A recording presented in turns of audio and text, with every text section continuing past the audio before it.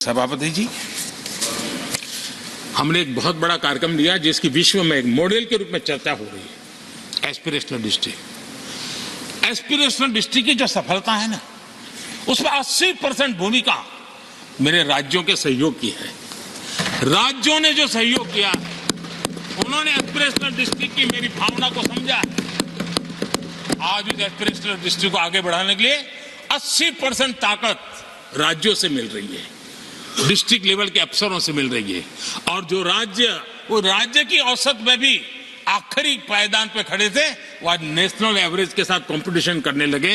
ये डिस्ट्रिक्ट कभी पिछड़ी डिस्ट्रिक्ट माने जाते थे। ये सबका सहयोग से हो रहा है और इसलिए हमारे कार्यक्रमों की रचना ही सबको साथ लेकर के चलने की है और मिल करके देश के भविष्य को बनाने की है। आज देश का हर कोना, हर परिवार विकास के फल प्राप्त करे, ये हम सबका दायित्व है और हम उसी दिशा में जाना चाहते हैं।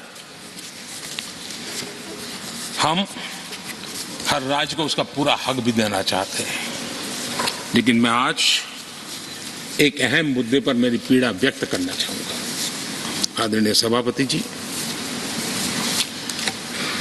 एक राष्ट्र हमारे लिए सिर्फ जमीन का टुकड़ा नहीं है, हम सब के लिए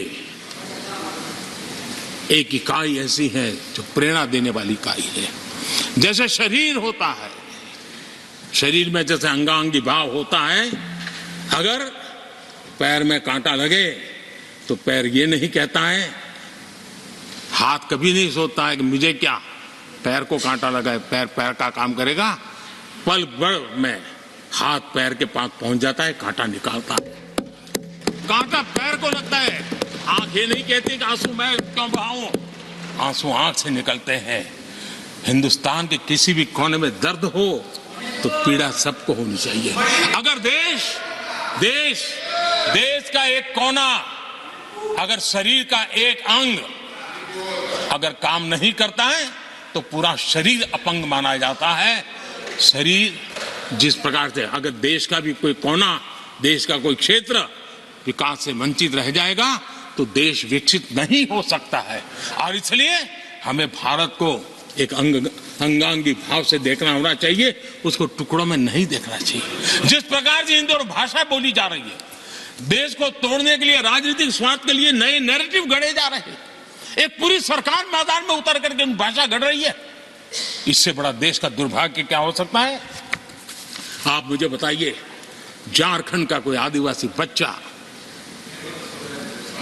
अगर ओलंपिक के खेल के अंदर जाकर के मेडल लेकर आएगा तो क्या हम ये सोचते हैं कि तो झारखंड का बच्चा है? पूरा देश कहता है हमारा देश है। जब एक झारखंड का बच्चे में प्रतिभा देखते हैं और देश हजारों करोड़ रुपया, हजारों लाखों रुपया खर्च करके उसको अच्छे कोचिंग के लिए दुनिया के किसी देश में भेजता है, तो हम ये सोचेंगे कि खर्चा झारखंड के लिए हो रहा है, क्या देश के लिए नहीं हो रहा है?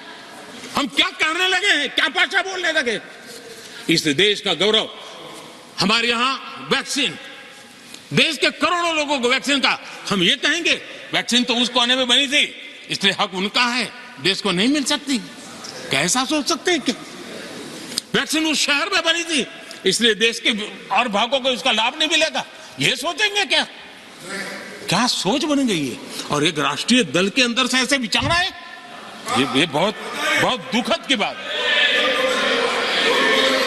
मैं पूछना चाहता हूं आदरणीय सभापति जी, क्या अगर हिमालय कल कहना शुरू कर दें, हिमालय कल बोलना शुरू कर दें, ये नदियां मेरे यहां से बहती हैं, मैं तुम्हें पानी नहीं दे दूंगा, पानी का अधिकार मेरा है, देश का क्या होगा? देश कहां जाकर के रुकेगा? अगर जिन राज्यों में कोयला है वो कह दें कोयला नहीं मिलेगा, ये हमारी संपत्ति है, जाओ तुम अंधेरे में गुजारा करो, देश कैसे चलेगा? आदरणीय सभापति जी, ऑक्सीजन, कोविड के समय हमारे यहाँ ऑक्सीजन की संभावनाएं, पूर्वी कार्य में जो उद्योग है उसके देश के पूरे देश को ऑक्सीजन की जरूरत थी। अगर उस समय पूरब के लोग कह करके बैठ जाते ऑक्सीजन को हम नहीं दे सकते, हमारे लोगों की जरूरत है, देश को कुछ नहीं मिलेगा, क्या होता देश का? उन्होंने संकट झेल करके भी देश को ऑक्सीजन पहुंचाया। देश के अंदर ये भाव तोड़ने का क्या प्रयास हो रहा है? क्या इस प्रकार से देश को हमारा टैक्स, हमारे मनी किस भाषा में बोला जा रहा है? ये देश के भविष्य के लिए नया खतरा पैदा करने वाली बात है।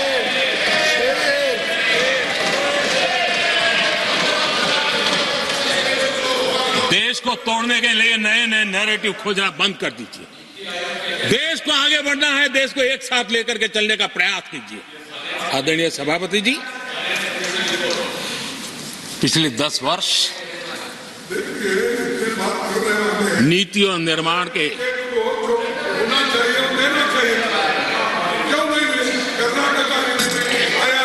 आदरणीय सभापति जी, आदरणीय सभापति जी, Nothing will go on record. No. आदरणीय सभापति जी, Take your seat.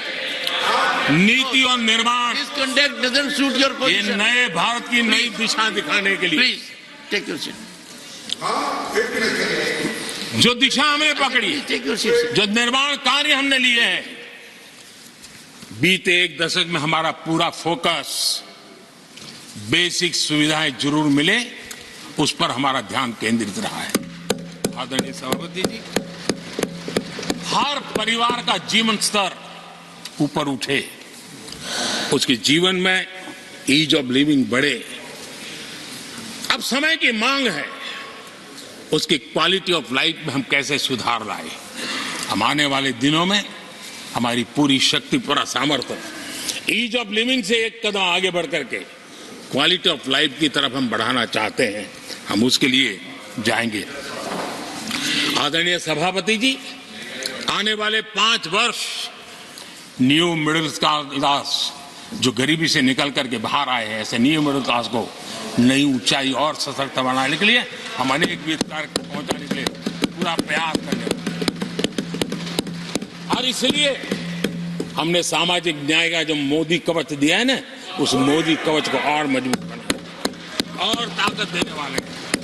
आदरणीय सभापति जी, आजकल जब हम कहते हैं कि 25 करोड़ लोग गरीबी से बाहर आए, तो ऐसा कुतर्क दिया जाता है कि 25 करोड़ बाहर आए तो फिर 80 करोड़ को खाना अनाज क्यों देते हो? आदरणीय सभापति जी, हम जानते हैं कोई बीमार व्यक्ति हॉस्पिटल से बाहर आ जाए ना, तो भी डॉक्टर कहता है कुछ दिन इसको ऐसे ऐसे संभालिए, खाने में परहेजी रखिए, ढिकना करिए, फलाना करिए। ये कहना क्यों? कहीं दोबारा वहां मुसीबत में ना आ जाए। जो गरीबी से बाहर निकला है ना, उसको ज्यादा संभालना चाहिए, ताकि कोई ऐसा संकट आकर के फिर से गरीबी की तरफ लपक न जाए। और इसलिए उसको मजबूती देने का समय देना चाहिए। ये समय हमने गरीब को मजबूत, ताकि वो फिर से वो न्यू मिडिल क्लास फिर से वापिस उस गर्त में डूब न जाए। हम 5 लाख रुपए आयुष्मान का देते हैं ना, उसके पीछे ये इरादा है। परिवार में एक बीमारी आ जाए ना, मध्यम वर्ग का आदमी भी गरीब बनने से देर नहीं लगती है। और इसलिए गरीबी से बाहर निकलना जितना जरूरी है, उतना गलती से भी गरीबी की तरफ पीछे न चला जाए, उसके लिए ध्यान रखने की आवश्यकता है। और इसलिए हम अनाज देते हैं, अनाज देते रहेंगे, किसी को बुरा लगे या न लगे। 25 करोड़ गरीबी से बाहर निकले हैं, न्यू मिडिल क्लास हुए हैं, लेकिन मुझे समझ है, मैं उस दुनिया जीत करके आया हूं, उनको जरूरत ज्यादा है। और इसलिए हमारी ये योजना जारी रहेगी। आदरणीय सभापति जी,